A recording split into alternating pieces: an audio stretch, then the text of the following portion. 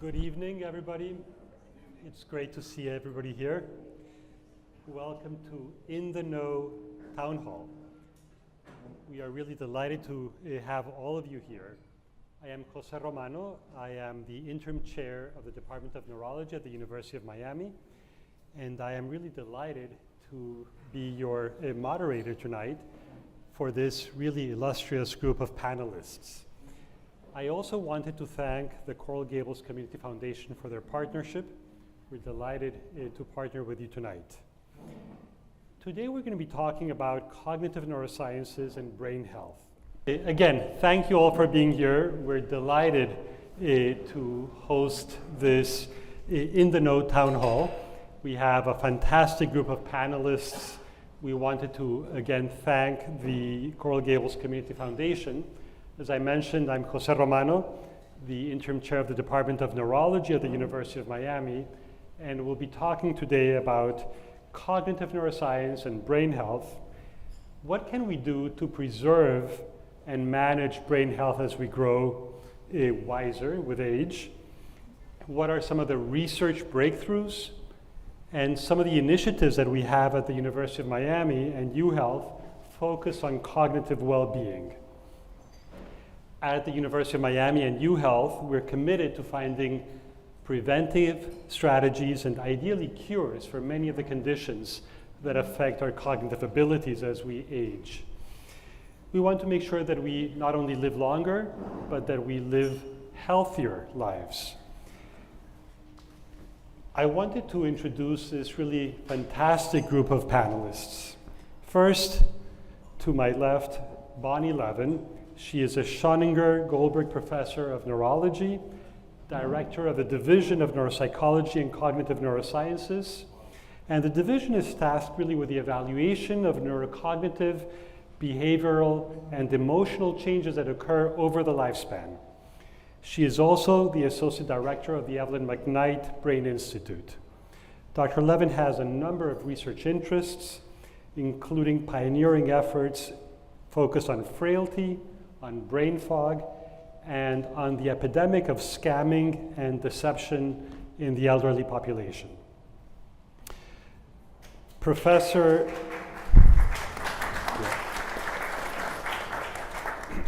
Dr. Rosie Curiel plays an integral role in the Center for Cognitive Neuroscience and Aging. She is the chief of the cross-cultural neuropsychology and cognitive neurosciences group and leads the outreach, recruitment, and community engagement core of the Florida Alzheimer's Disease Research Center. Dr. Curiel is a geriatric, can you hear me? Is a geriatric neuropsychologist with expertise in the assessment of neurodegenerative conditions. And Professor David Lowenstein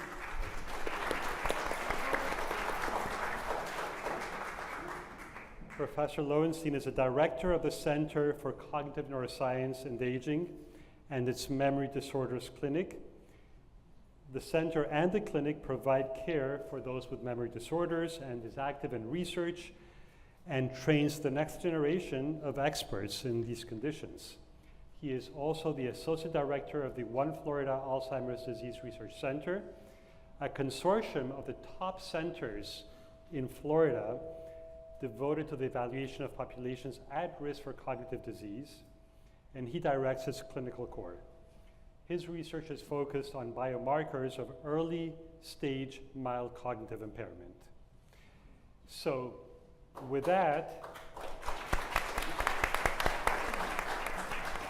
we'll get started. And before we open it up to all of you and your important questions, I wanted to get started and ask each of the panelists a question just to prime the topic. So, Dr. Curiel, could you tell us a little bit about the differences between normal memory loss with aging, what is mild cognitive impairment, and what is dementia, and the difference between Alzheimer's and all of these other conditions? Tell us about the words. What do they mean? Sure. Can everyone hear me okay? Yeah. Terrific. So that's a wonderful place to start, Dr. Romano, to really differentiate what is normal aging, what is mild cognitive impairment, and then what is dementia. It's a question that I get asked all the time. So everyone here, all of us, have to remember that our brain is an organ. The primary output of our brain is the way we think. And just like any organ, as we age, there are changes to it. And that results sometimes in changes in the way we think. Some age-related cognitive decline or some memory loss is normal. Many people, particularly very smart people, sometimes feel very frustrated when they can't find the right word, or when they go into the next room and forget why they were there, for example. That happens a lot. Forgetfulness might happen a little bit more. Sometimes people say to me, I can't do as many things at the same time anymore. I have to do one thing at a time, or a few things at a time. All of this is considered normal and is expected. However, one of the problems that occur with aging are diseases of the brain. Diseases that cause a condition known as dementia. Raise your hand if you've heard this word. Yes. One of the most common types of dementia, well, first I'll say what dementia is. Dementia represents a state where a person loses their ability to think and to remember to a point that they need assistance to manage their day-to-day life. They might need assistance to manage their finances or to problem solve something complex. And when a person needs assistance to run their day-to-day life, because of their cognitive trouble, that usually demarcates that they have dementia. However, there's different types of causes of dementia. The most common type of dementia that you hear this word all the time is Alzheimer's disease. It's one of the diseases that can lead to dementia. And because it's very common, and because the adult population is aging, a lot of people are really paying attention to this. Did you know that never before in human history did we have to worry so much about taking care of our older adult population and making sure that they live healthier and more independent lives because the population is aging? So we're going to have more older adults than children in this country very soon, by the year 2030. That's something we've never contended with before. And so early detection of cognitive changes has become a priority, not only in Miami, not only in Florida, not only in the United States, across the entire world. It has become a priority to detect the disease early so that people are aware and empowered and can do something about it if there are emerging treatments, etc., which we can maybe talk about later. Sure. But this early detection denotes that we have a stage before a person develops dementia. It's called mild cognitive impairment. So when a person has mild cognitive impairment, they may feel a change in their memory and thinking that might slightly interrupt their life. For example, perhaps they more consistently forget. Perhaps they are, compared to pre-retirement activities, they just wouldn't be able to do the same things in the same manner. And so a person or their loved one might complain, I really see a change in my loved one. They're just not thinking the same. They're not remembering the same. And when a person has complaints or their loved one has complaints, we perform what's called neuropsychological testing, which is basically an objective test that can measure where your memory, attention, executive functions are, these different cognitive domains, where that might be relative to where we expect they should be, given your age and education, and kind of where we think your baseline would be. So you have an entire evaluation to diagnose a condition called mild cognitive impairment. Mild cognitive impairment doesn't mean you have Alzheimer's disease. It's just a state of risk, and so that's something that's probably. So that's a great segue to the next question. And Dr. Levin, when you do testing, we can do very formal, extensive testing. Are there other markers that people can identify with their primary care physicians or at home that are markers of some early cognitive decline that need more attention? Thank you. That's a great segue into this the new area that has sort of caught on. Is we tend to think of healthy aging and brain aging and early cognitive changes as, you know, memory changes, but it's so much more than that. And because we're doing evaluations, and as a neuropsychologist, of course, we focus on memory. We look at lots of different sub-skills. We look at organizational skills. We look at how people solve problems. We look at how people set from one idea to the next. We look at how fast somebody can solve a problem. We look at the quality of their speech and their language. Sometimes we can just be talking to somebody and we can hear the cadence of their speech and the words that they're choosing and how, oops. Is that better? And how, you know, how are they choosing words to describe something? But there's another dimension that we're paying attention to, because just because we're evaluating memory doesn't mean we shouldn't be focusing on a lot of things that are driving memory change that we know about, and they are pathways to intervention. So for example, there's a lot of interest right now in sensory changes. So hearing loss, although we tend to think of it as separate from memory, we're now beginning to see that early sensory changes are drivers of cognition, and that when you have hearing loss, you're missing a lot of information. There's actually some research showing a dying back of memory. Like, you use it or you lose it, but with hearing loss, it promotes memory difficulties. And also, hearing loss and blood pressure are linked. And believe it or not, the uncontrolled blood pressure has been known to accelerate hearing loss. Also, other areas like vision changes and smell changes, we're paying attention to all of that now because it all works together. That's what healthy aging is. It's the collection of abilities and skills and functions and conditions that we have.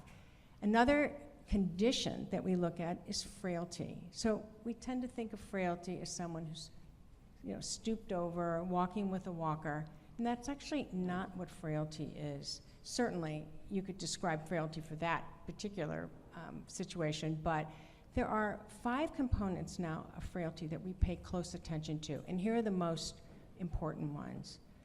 When you start to slow down in your gait, slow gait has been linked to cognitive decline. So you want to stay physically active for lots and lots of reasons we'll probably address later, but you want to make sure that your gait, you get out, you walk, you move, you should keep moving to preserve gait. Another function is weight loss. It's important, or weight gain too, because too much weight or too little weight actually disrupts muscle function. And we start to lose muscle function as we age, and weakness is an area that we look at. And so, slow gait and weakness are the 2 most salient predictors of the frailty syndrome that predict cognitive change. Fatigue. Fatigue is very common, and there's sort of an epidemic of fatigue because of poor sleep and poor sleep quality, which I'm sure we'll address. But the idea that people are walking around tired, walking slower, and getting weaker, these are all the drivers of cognitive function. So when you go to your physician, you don't have to have a big gun neuropsychology workup. You can be paying attention to all these other things that work in concert to promote the aging process. And we can reverse those, and we can intervene with those. Get your hearing checked, get some exercise, not just because it's good for you, but because it actually will prevent cognitive decline. We know, for example, just one more thing, is that there was an article that came out in Lancet that said 60% of dementias can be prevented with modifications. So that's really an important fact to hold on to. With interventions, but early interventions. That's great. And we'll get more into that, I'm sure. So David, in addition to these measures, what are other tests that a physician may do to try to identify whether there are reversible causes or other conditions that lead to cognitive decline? It's a great question, Dr. Romano. Can everybody hear me? It's like the phone commercial. Very good. So basically, let me back up and talk about what a memory specialist would do, because what a memory specialist would do and somebody in primary care would do is very, very different. And in fact, the majority of people in primary care cannot pick up MCI, as Dr. Curiel so eloquently. And MCI is? Mild cognitive impairment. Not the old phone company that went out of business. It's mild cognitive impairment. Those of you who are old enough know what I'm talking about. Mild cognitive impairment. In fact, primary care doctors are not very good at even diagnosing dementia or depression in their practices. So let me tell you what the state of the art is. And at the Center for Cognitive Neuroscience and Aging and many of our other centers, McKnight, we have a number of tests that we can give that are very unique. Now, at the University of Miami, our Alzheimer's Disease Research Center is one of 33 centers of excellence in the United States, and we're the only one in Florida. And guess what? The University of Miami recruits more people than any other site in Florida, so we're very proud of that. And one of the things that we use are what is called amyloid PET. So for example, amyloid, which is created by amyloid precursor protein, which goes awry, and it's clipped, and it clumps in the wrong way outside the neuron, is the first sign of Alzheimer's disease that can occur 20 to 25 years before the first symptom is manifest. And this is what we do in all of our research subjects in the studies that Dr. Curiel and I conduct, and we follow people over 8, 10, 12 years. So we can look at amyloid in the brain. It used to be you had to have an autopsy, and you had to look at amyloid and tau in the brain. University of Miami is the only center in Florida looking at tau. We have tau PET scans. We can actually look at tau in the brain, the other ingredient of Alzheimer's disease. We can take a skin fold and actually look at alpha-synuclein to see who is at risk for diffuse Lewy body disease. We also now have cerebral spinal fluid markers, and we now, the FDA has just approved p-tau217, which we use in our research, that can be collected in the plasma. p-tau217 can tell whether there is Alzheimer's pathology that has seeped through the blood-brain barrier.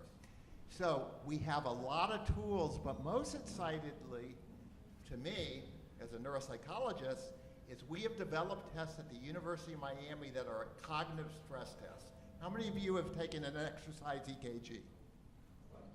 Exercise EKG, electrocardiogram, okay?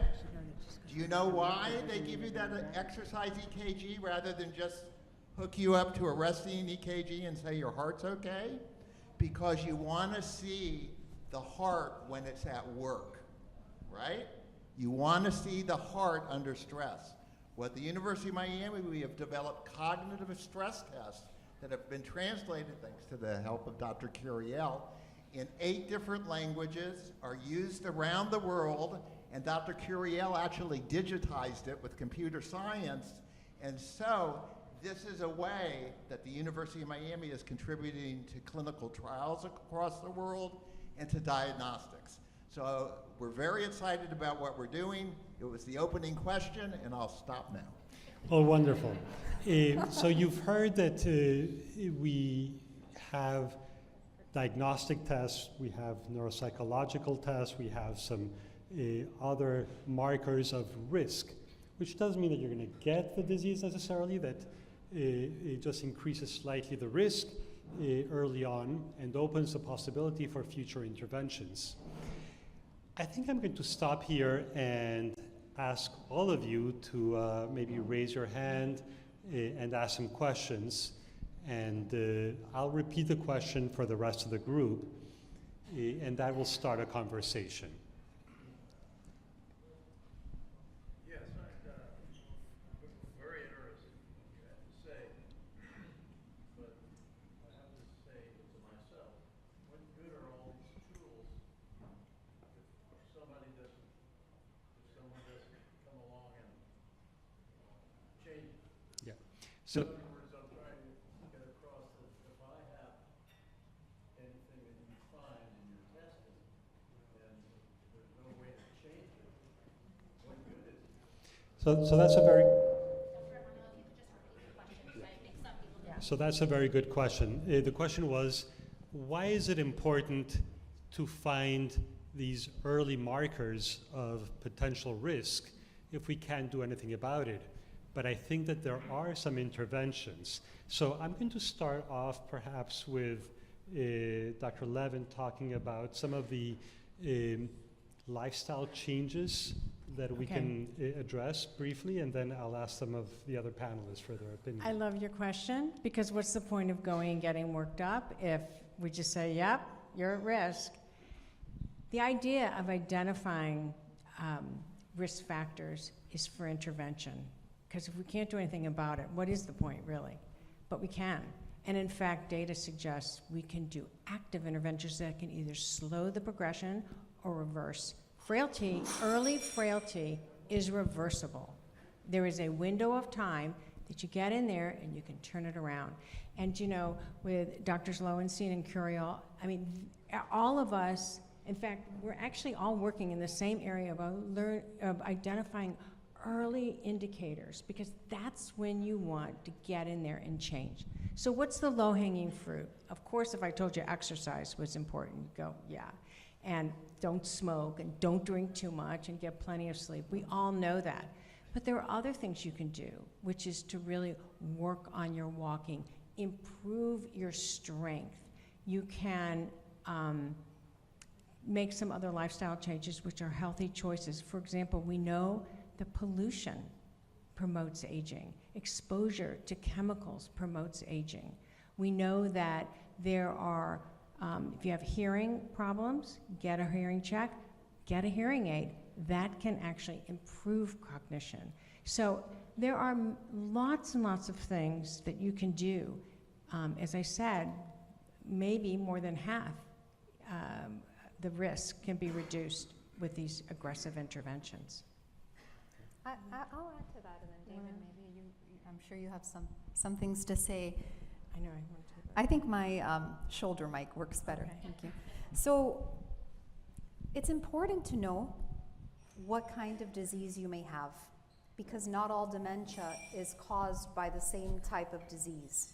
Some diseases or some cognitive impairments are reversible. Some mild cognitive impairments are reversible. So that's one aspect. But in addition, others might be more rapidly progressing. So it's important to be evaluated if you're concerned, because it's important to know what kind of disease you might have. We are living in an era of diagnostics that I try to educate my patients as much as possible, and I say, well, how much do you want to know? Because we have so many more sophisticated tests at our fingertips that it's really important for people to understand that, number one, there is no cure for Alzheimer's disease right now, but there are disease pathology modifying treatments that are emerging. And there are over 100 clinical trials happening right now, and one of them might be suitable for you. So whether it's a non-pharmacological intervention, as Dr. Levin was saying, which is very important. In fact, hopefully before we leave here tonight, every single person could really say, hey, you know what, I want to slow down my cognitive aging, particularly if you're in midlife. Please start, right? But it's important to know what kind of disease you might have. It's important to know what you can do about it pharmacologically or non-pharmacologically. I tell my primary care physicians, long gone are the days, my colleagues, I say, long gone are the days where it's inconsequential as to whether you catch this early or not.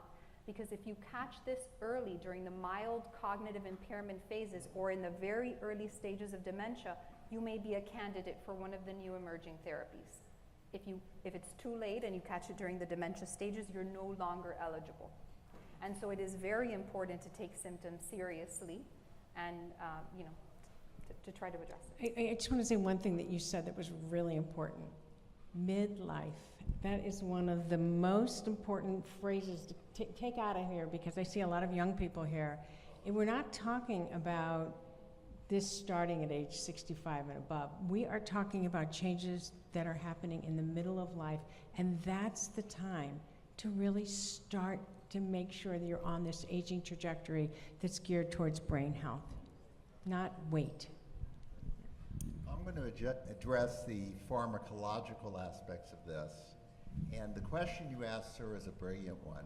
I was sitting in a symposium 25 years ago with a number of cancer specialists, and a very astute gentleman, and it wasn't you, but another astute gentleman in the room asked the question, why are we talking about early detection of cancer before we have any cures? And the doctors on the stage were kind of looking at each other, and then one very wise oncologist said, because understanding the earliest mechanisms of disease. So for example, if you have amyloid that is in your brain 20 to 25 years before symptoms progress, that means the Alzheimer's cascade has not begun. 30% of people go to autopsy with plaques and tangles, which means they have clinical Alzheimer's disease, but no cognitive symptoms. So, it's what happens with tau, what happens with microglial activation, what happens with inflammation. Now, as Dr. Romano remarked, there are clinical trials right now going on that have shown that we can successfully remove amyloid plaque from the brain in people who have mild Alzheimer's disease and who have MCI, who have a positive amyloid PET scan. Now, these early treatments are preliminary because amyloid is just part of the story. Amyloid is one of many things that happen when the Alzheimer's cascade. I'm just speaking of Alzheimer's now. So guess what? Remember HIV and AZT? They came out with AZT for HIV, and everybody said this is the wonder drug.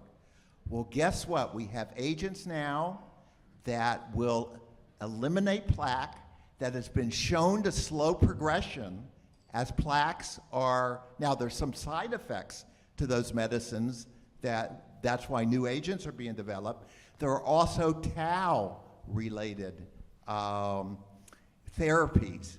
And my guess is within the next 5 to 10 years, there will be a combination therapy, just like HIV, in which we will attack not only amyloid and tau, but other aspects of the Alzheimer's cascade. So I think the future is very bright. As a guy whose wife has metastatic breast cancer, 9-year survivor, I'm very grateful for those people in cancer who did early detection. And I think we're going that way in Alzheimer's. Can I just add one thing to what Dr. Lowenstein said? You know, there are other dementias, as Dr. Curiel said, that are not Alzheimer's, and the interventions can be just as aggressive and just as effective for vascular basis of cognitive change. And so for people who are not carrying the markers, they may have, we know that the heart and the brain communicate, and inflammation of the heart is inflammation of the brain, and so vascular changes also promote cognitive decline, and those are very amenable, and early on especially, and interventions are extremely effective. Yep. So I think there was, let me go over here in the middle. I'm sorry. Yeah, and we'll get there. What part does heredity play with dementia, and how big a role is it? I'm sorry, can you repeat that? What part does heredity play, and how big a role is it? So, what is the role of genetics, of family history in dementia? Maybe Dr. Dr. Curiel. Yeah. Thanks. Heredity is important. Age is the primary risk factor for the development of dementia. Family history is also a risk factor. Genetics aren't everything. Just because you had a mother or a father who had dementia doesn't mean that you are going to experience the same thing, because so many things play a role in the development of the disease. However, if you think about Alzheimer's disease, I'll talk about that because it's a more common form. If you are the carrier of a gene called the ApoE4 gene, if you have an allele, a 4 allele, you are 8 to 14 times more likely than someone who is not a carrier of this gene to develop the disease. But again, that doesn't necessarily mean that you will progress to develop Alzheimer's disease. It just means that you are at genetic risk. But on top of that gene, there are so many other things that might result. For example, Dr. Levin mentioned cardiovascular disease, cerebrovascular disease. That's a major driver. And we are in Miami, and so if you are a person of Hispanic ethnicity, you are 1.5 times more likely to have dementia than someone who's not. And some of the reasons why have to do with the co-occurrence of vascular illness, diabetes, untreated hypertension, these sorts of modifiable, and many times modifiable risk factors. And so genes do play a role, but if genes were all that there were, we'd be put out of business, and we can close a shop. All you'd need is a genetic test, but that's not the case. Is the human mind capable of producing more brain cells as you get older? So the question is whether we can produce more brain cells as we grow older. David, do you want to? Sure. So when I began graduate school, if I had told my professor that neurogenesis in the hippocampus occurred, they first found it in the Purkinje cells, actually, but he would have failed me. I would never have made it to the stage today. The truth is that the hippocampus, which is, that's Latin for seahorse if you're ever on Jeopardy, the hippocampus is involved in storing and consolidating information. Right now, everyone in this room has neurogenesis going on in the brain. We're creating new cells. The question is, how functional are those cells? And how do we keep those cells functional? We do all the lifestyle changes. We do all the cognitive things that we need to. So now, if you have Alzheimer's disease and you're producing new cells in the hippocampus, but you're losing them at a greater rate, it's less than a zero-sum game. The other thing I want to mention, it's not either or with Alzheimer's disease. Very important to notice. We call it Alzheimer's disease and related disorders. That includes diffuse Lewy body disease. It includes Parkinson variants with cognitive impairment. 50% of people with Parkinson's disease will eventually get some sort of cognitive impairment. So the NIH, I once asked Valdemar Hashinsky, who actually gave neurology grand rounds, I said, how many people have you seen with only Alzheimer's pathology in your brain? And he said, after 10,000, none. So it is so important to know it's the overall burden in your brain, the Alzheimer's pathology, the vascular pathology, other pathologies. Anything you can do to lower your risk factors will result in a healthier, happier brain. Thank you. And let me go to this side first.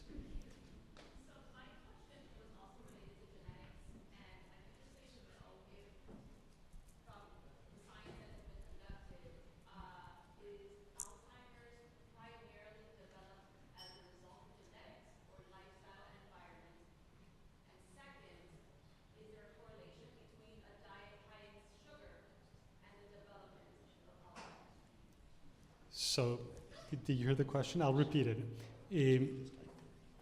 how much of Alzheimer's is genetic versus acquired risk factors? And second, does a diet high in sugar increase your risk? So let me answer the last question first, which is that diabetes is a major risk factor for vascular disease and cognitive decline. And so it's really important to manage diabetes and diabetic risk factors. It's, you know, what was the other question about what percent? We see people, you know, we have a... What is the relative contribution of genetics versus Right. acquired? So I'm leaning in the acquired because I believe that someone that immerses themselves in active interventions and tries to immerse themselves in healthy aging can not only reduce the risk but reverse course in certain things. I see patients every day that have a positive family history. And in some cases, it's almost inconsequential in the sense that it's just not asserting itself. And other times, there are certain variants that maybe Dr. Lowenstein wants to mention where it's very aggressive. Dr. Curiel also mentioned this, that there is a subtype that is a very aggressive form. But by and large, I wouldn't try, you know, there's, one person said, is there Alzheimer's? He said, no, there's Alzheimer's. There's different subtypes, and people have precision, you know, differences. Like your profile is different from mine, and Dr. Romano's, and our panelists. We all have different sets of risk and protective factors. So it's hard to assign. It's an important thing to keep in mind, but it's I don't consider it, you know, the major driver. I just wanted to add, Alzheimer's has been called by some researchers type 3 diabetes. So many researchers, beyond vascular, many researchers have found a link between metabolic dysfunction, and I think that's what you were referring to, type 3 diabetes, to the point of the only way you can get Alzheimer's disease for sure is be a presenilin-1 carrier. That's an autosomal dominant form of the gene. It means you'll get it no matter what you do. However, I think it is a mistake to take epidemiological studies which show that people who have, you know, that all the data on people who do better, these are usually not based on randomized controlled trials, and that's very important. So yes, people who exercise more, people who have a good Mediterranean diet, people who clear the lymphatic system with good sleep, they do better. But the reality is we don't know for any individual what there's not only genetics, there's epigenetics. There's certain environmental factors that turn genes on and off. So I think we have to be very careful to say that we can prevent most neurodegenerative diseases because some people are very highly loaded for that and certain people are not. But in general, you do what you can do to enhance the chances that you're not going to get a disease. And most of the studies, again, on risk prevention, with the exception of the finger study, has been done on epidemiological data, and that does not prove causation. And epidemiology data doesn't drive the individual profile. Just because it's happening at the population at large, you know, it's all about precision medicine these days, and your specific combination of risk and protective factors and research in our lab and in their lab, we're looking at protective factors, what causes resilience, what can we do, besides just interventions, what are the other things that we can do to shield ourselves, what kinds of cognitive exercises, what kind of engagement, what kinds of social networks can we form? These are all part of, you know, protection. The question is, there is a difference between memory loss and cognitive decline. Some memory loss may occur due to seizures, but that does not mean that short-term memory tests and other cognitive tests may be affected.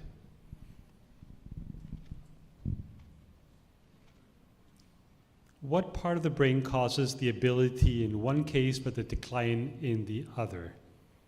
Is it, and I'm editing here some of the things for confidentiality. So, memory loss versus cognitive decline, what explains these differences? Dr. Curiel?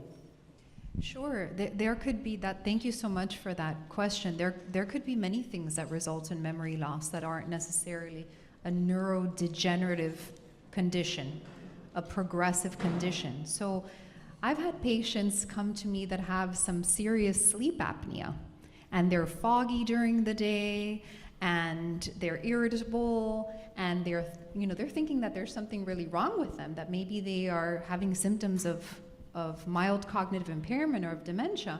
But in reality, when they've gotten their sleep apnea treated, their memory has cleared up and other cognitive functions. And perhaps also talk about the role of potentially seizures and epilepsy. Yeah, well, specifically, thank you, specifically with seizures and epilepsy, there are common brain areas that are affected in seizure, like the medial temporal lobes, that also are affected in neurodegenerative diseases. But people that have epileptiform activity or seizures sometimes have episodes where they forget, or episodes where they have trouble remembering or feeling that they've kind of missed something in their day. They missed important details. And so they're concerned about memory loss, but it has to do with the seizure disorder. Sometimes that's very mild, that goes undetected. And so that's another, this is why the evaluation is so important, to identify other potential causes of the memory loss that are not progressive in nature.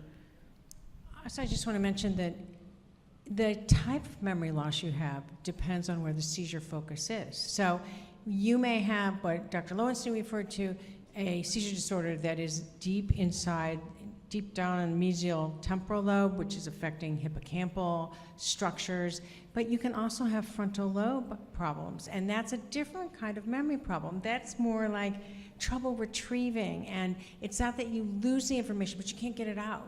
And so there's different types of memory problems. Memory is not a unitary construct, and it's not stored in one place in the brain. So it is really complex.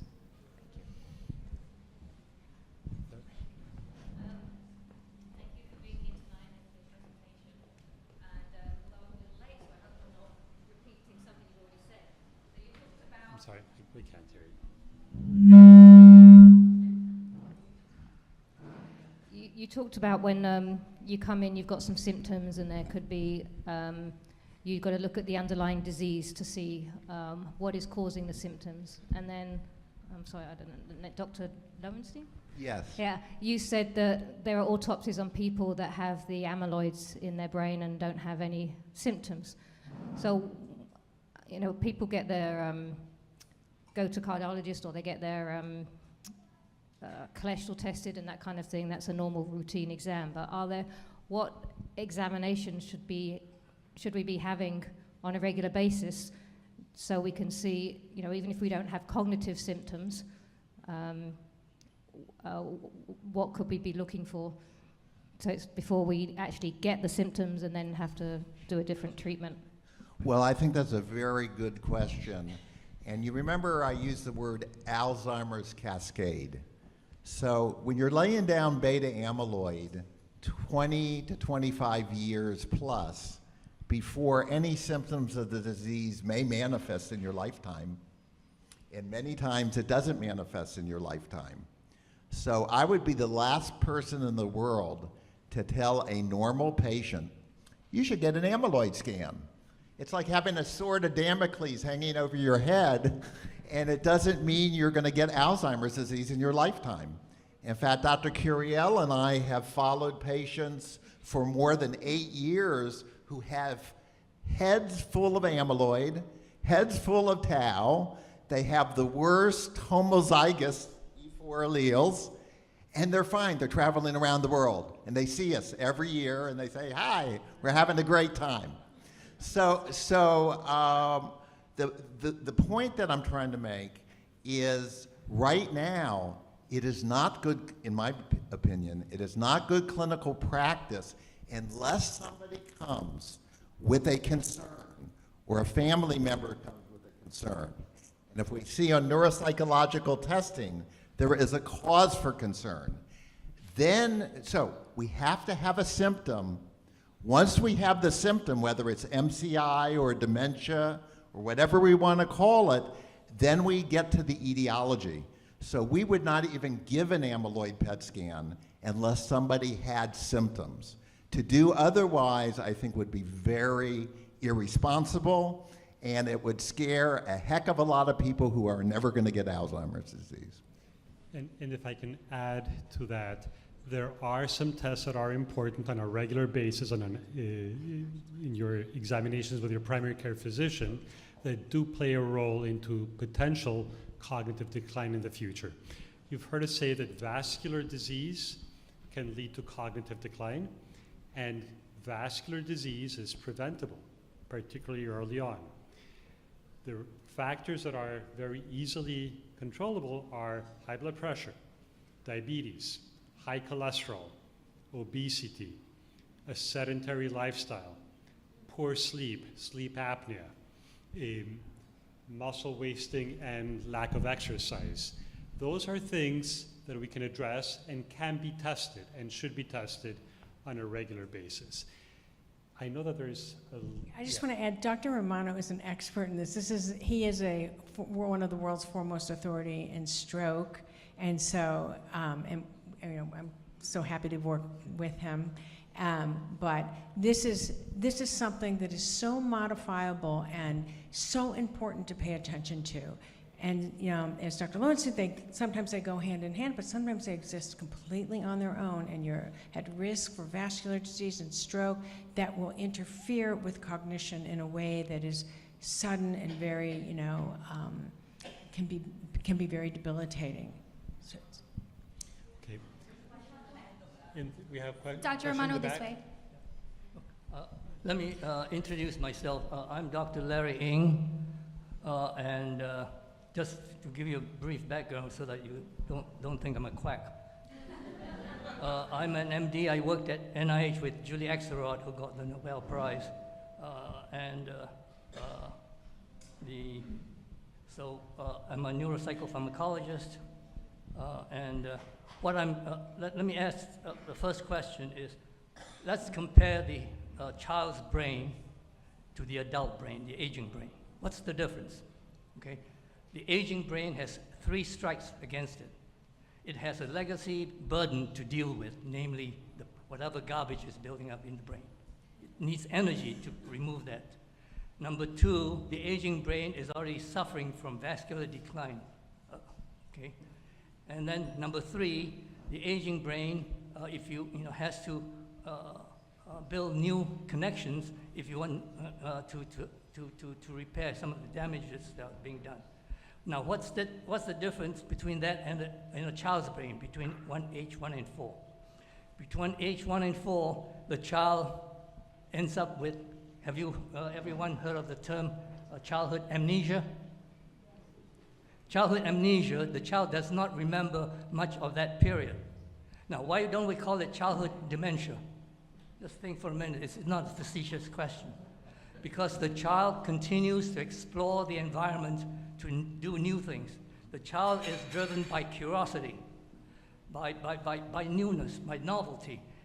And there's research studies done at the Pasteur Institute that when the brain is in a novelty mode, exploring the environment, it switches from a memory mode, a storage mode, into a learning mode. So the learning brain is really the key, I think, on any lifestyle intervention. How do we get the aging brain to learn? Okay, and I have a book coming out end of this year that I call From Dementia to Re-Dementia. Very Now, good. Thank you very much. If I could comment. Please. Okay. So, first of all, thank you so much for those comments.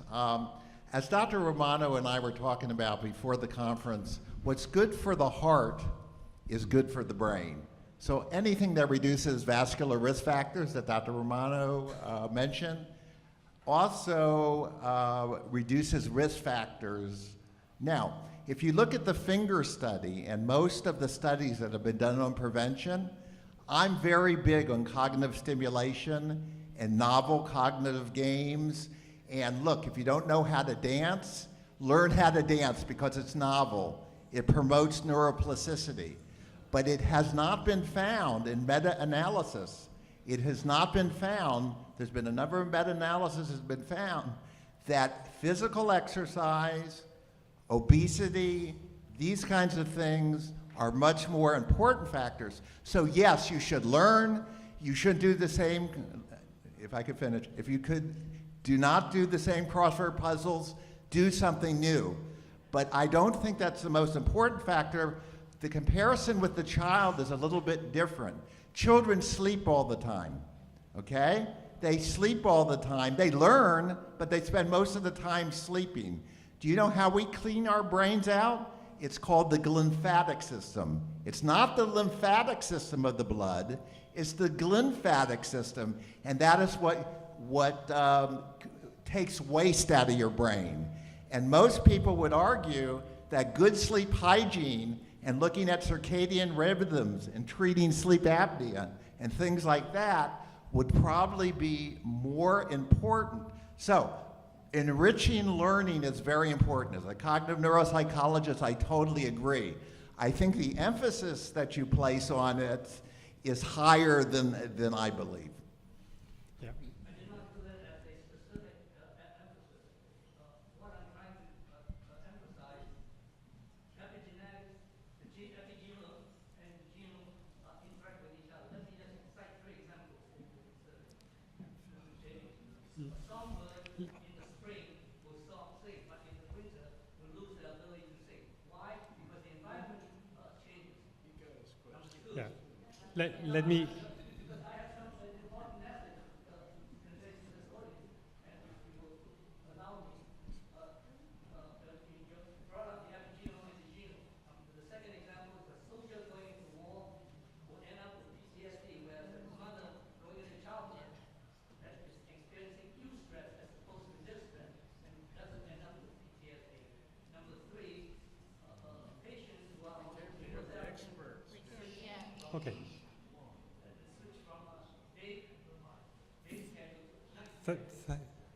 Thank you very much. No, thank you. Thank you. Thank you very much. Thank you. Dr. Romano, we got one question right here. Yeah.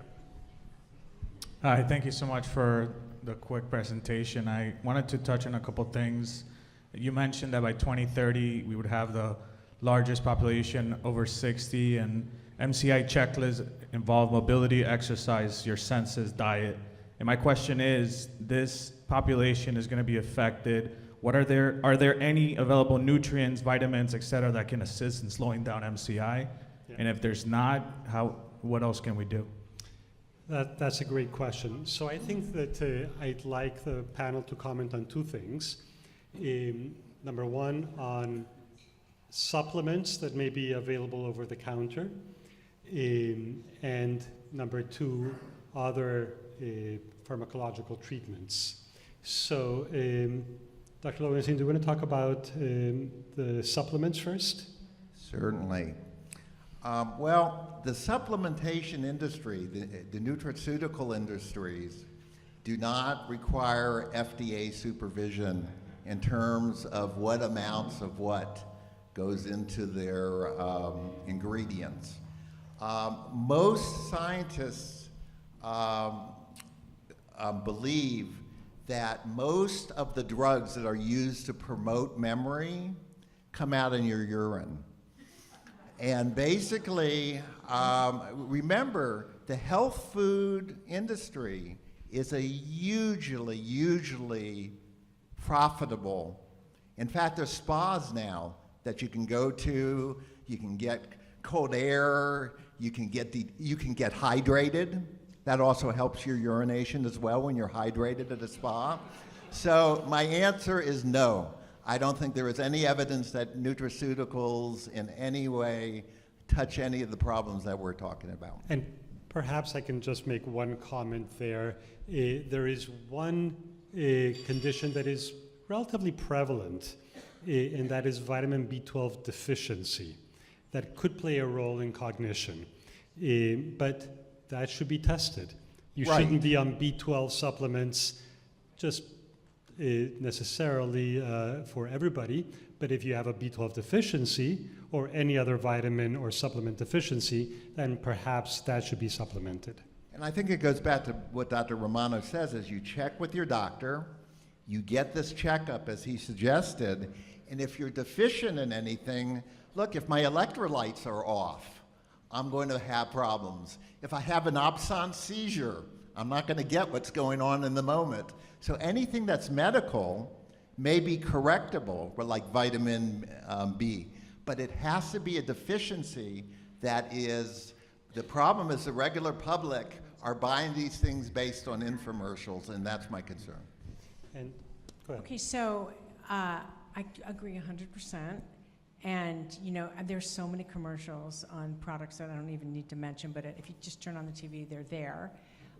They're not, you know, they have testimonials because they actually got sued by bringing in people that were, quote, scientists, and the data are just inconclusive on a good day.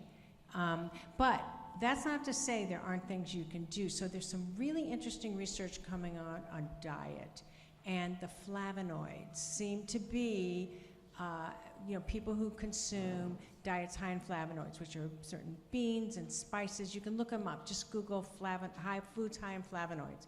That actually seems to be a dietary feature that may actually work, promote healthy aging. And there's some other anti-inflammatory foods, and the MIND diet that's geared towards reducing blood pressure, and it's Mediterranean diet. We've all heard of that. I mean, those things actually seem to be bearing out good data from, again, epidemiologic studies. And, you know, it's not that if you just get on the Mediterranean diet, you're going to turn it around, but that's at least some data that suggests that we're going in the right direction. But that's not supplementation. That is a natural lifestyle diet, and everybody on this stage would totally agree with Dr. Levin. Yeah. I think the question was, are there things, supplements, nutraceuticals that you could take? Turmeric, there's many things that you can take that some people like. We did a great study on ginkgo biloba. Remember those years ago? Everybody thought ginkgo improved your memory. Steve Dukoski ran that study, a friend and colleague of mine. Zilch, nada, bupkis. So I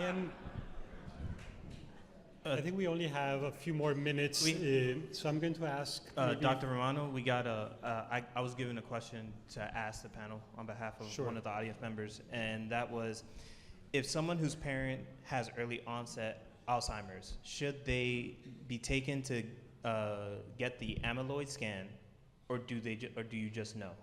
So it's, if they have early onset Alzheimer's, should they get the amyloid scan? So, Dr. Curiel? So early onset Alzheimer's disease is usually experienced by people who are carriers of the pre-senilin-1 mutation. And this is what Dr. Lowenstein mentioned a few minutes ago. These individuals will progress to Alzheimer's disease, and the reason why it's called early onset is because usually symptoms begin when a person is in their 30s and the person is demented by the time they're in their 40s. And sometimes a little bit later, but it's a very early onset and it's very devastating. That accounts for less than 2% of the population of individuals that have Alzheimer's disease. It's very rare. But if a person does have a family history of pre-senilin-1, again, I would take that seriously, and I would, more than an amyloid PET scan, I would have a village with, you know, a very good memory disorders expert on your team that can help monitor you and guide you. Yes. So I know that there is many questions. I see many hands up. We unfortunately are short on time, so we will stay around to answer any questions, but I wanted to give the panelists maybe an opportunity to talk about what we can do today to prevent future cognitive decline. What is your top 1 or 2 things to do? So let's start here. Dr. Levin. Well, we've already mentioned the ones that I would do, which is aggressive lifestyle changes in the form of maintaining your weight, keeping your blood sugar low, adequate sleep, getting lots of exercise so that you're strengthening your frailty indicators, and of course eating well, which includes the flavonoids, and that would be my top. And Dr. Carell, if you can add and maybe talk a little bit Sure. about social engagement as well. Oh, well, you read my mind. So, absolutely. Exercise is king. Everything Dr. Levin said, exercise is king. So, it's worthy of saying that again. And to put a plug in for the country club, relationships, social engagement is one of the pillars of health and of maintaining health, and not only health, wellness. These are two different things, to be healthy and to be well. So social engagement is very important. Join a walking group, do a new challenging cognitive activity with your friends, get together, and work on the quality of your relationships. And treat your mental health, everybody. Depression, anxiety, we're moving on from the days where mental illness is a stigma. Everybody suffers. It's part of the human condition. Please pay attention to your mental health. There are treatments that work, pharmacological and non-pharmacological.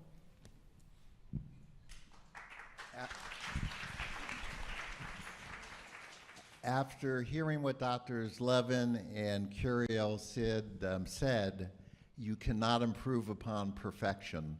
So I will stop. Wonderful. Well, we wanted to thank you all for being here. This is such an important topic. Again, we want to age well. We are determined to identify the risk factors and potentially interventions and hopefully in the future cures for these conditions. And as you've heard from the passion in this group, we have the right talent at the University of Miami and UHealth, the right research projects, and it is really through your support and your generosity that we can do this. So again, we're very, very grateful. We also wanted to thank, again, the Coral Gables Community Foundation for their partnership. Wonderful. We look forward to engaging with all of you as we go forward in this life journey. So thank you again.